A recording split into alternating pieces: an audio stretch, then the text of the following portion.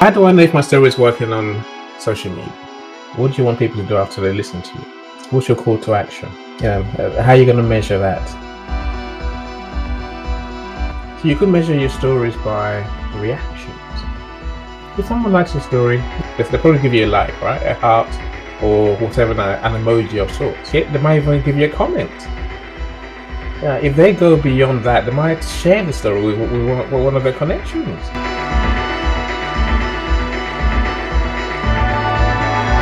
Telling fake stories has nothing to do with growth. When Coca-Cola started, Coca-Cola sold 25 bottles. Today, Coca-Cola is across the nations, across the world. Everybody is drinking Coca-Cola. They had a story from the beginning, and that story was simply authentic. How do you know you get what you are aiming at? It's because you know what you are aiming at. It's like setting a goal for yourself, no? Because a couple of years ago, I set for myself a goal to write 500 articles. The target was that at the end of this year, I want to publish 500 articles. And of course I did. Now, this is the tricky part of it. What if I never set the target? Perhaps I would never have been able to do that. Or maybe I would have been able to do that or do it over or none. But how would I be able to measure it if I don't have a benchmark? If I don't have a set goal for myself, which I'm using to measure whether I am nearby, I've reached it, or something like that. It is important that those KPI are clear for you of why are you telling this story? Why this story? Why this particular story? Because you're going to have something to measure it against at the end of the day.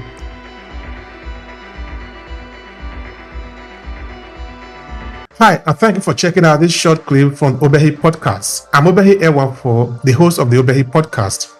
This short clip was created from a full episode where we dive deep into this conversation. To see the entire video, all you need to do is to click on the link in the description of this video. Now, while you are there, I want to share something with you quickly. Are you a purpose-driven entrepreneur? Do you want to cut across the noise and attract the right audience, leveraging the power of storytelling? Now pay attention.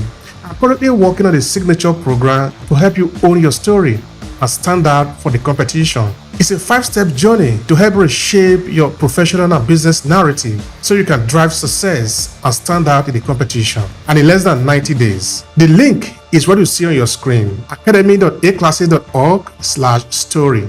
Now this is what we have understood. Storytelling is the most powerful instrument that is known to man. And this is what this could mean to you. You could either choose to own your story and leverage it to amplify your message and whatever you represent in this world, or some other person could own that story. The choice is yours. So why not take advantage of your story and use it wherever you are, whether you are in business environment or you are a professional individual who want to be able to build your influence and leave a legacy behind because you represent something. You are owning your story. You are somebody whose story is important. So the choice again is yours. Now let's get started with this short clip. I'll give you some simple ideas about how to measure whether your story is working over here. That way people know that there is some science to this conversation. Now, how do I know if my story is working on social media? How do I know if the story that Hannah's written for me, this beautiful story that's engaging people, is working? There's simple ways, my friends. If someone likes your story, they probably give you a like, right? A heart or whatever, an emoji of sorts. If they really like it, they might even give you a comment. If they go beyond that, they might share the story with one of their connections. So you could measure your stories by reactions. Engagement to your posts. On some stories, which is the ones that are the bane of my life on social media. TLDR is what I call them. The story never ends. It goes on and on and on. I don't mind reading stories, but I don't want make your point. Entertain me, make your point, let me move on. Some stories go on forever. Too long, don't read. TLDR, right?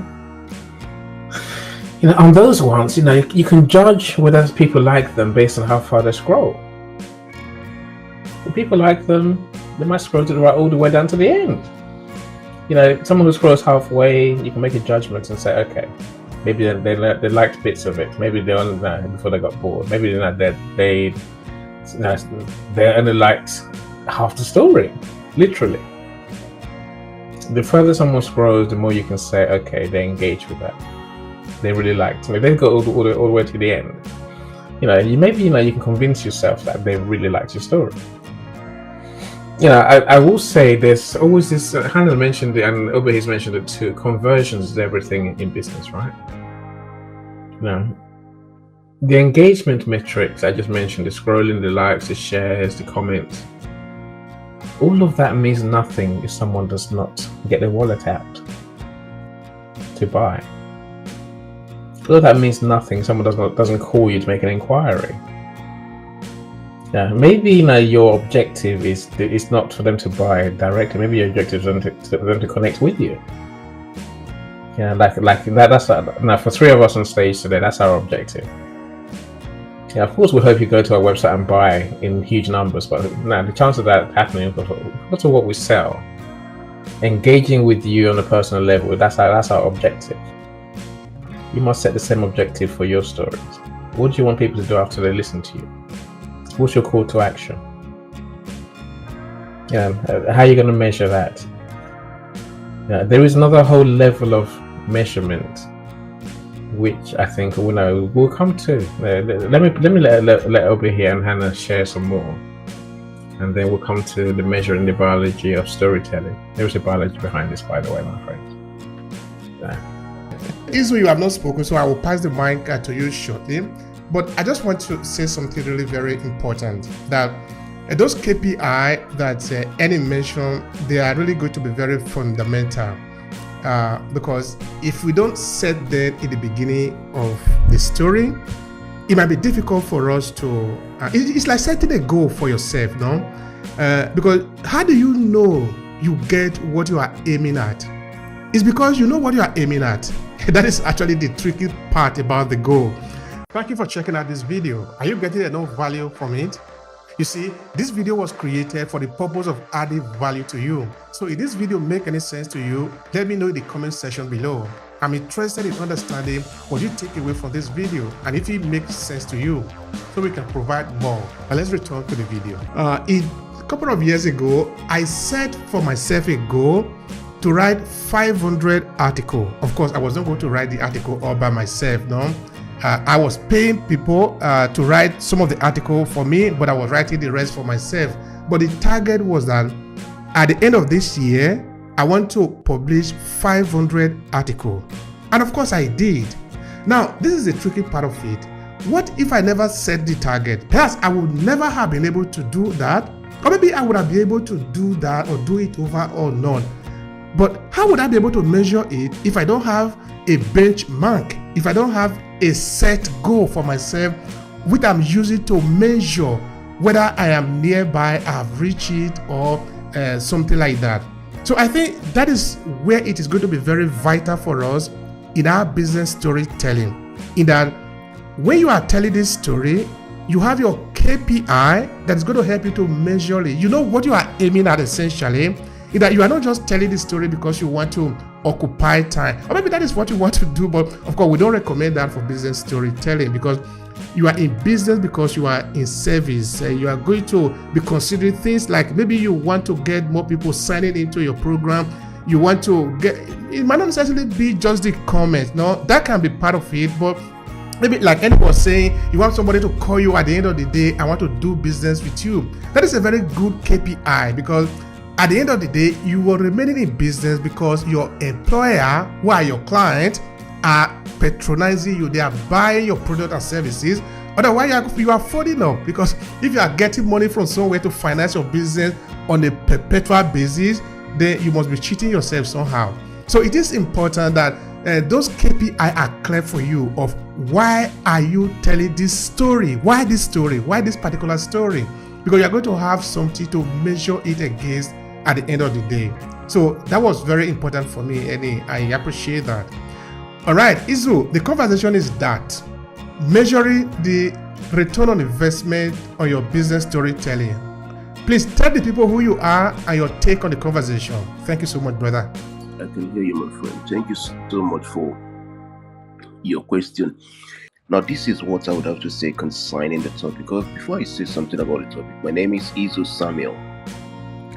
I am an investigative journalist with the Al Jazeera, and 80% of my job is about telling stories, using stories to draft initiatives and to build a connection that connects the readers, the viewers, to the reality of the narrative. So most of the stories you've heard on Al Jazeera, especially from the west to the eastern part of Africa, they were all done by myself and my team.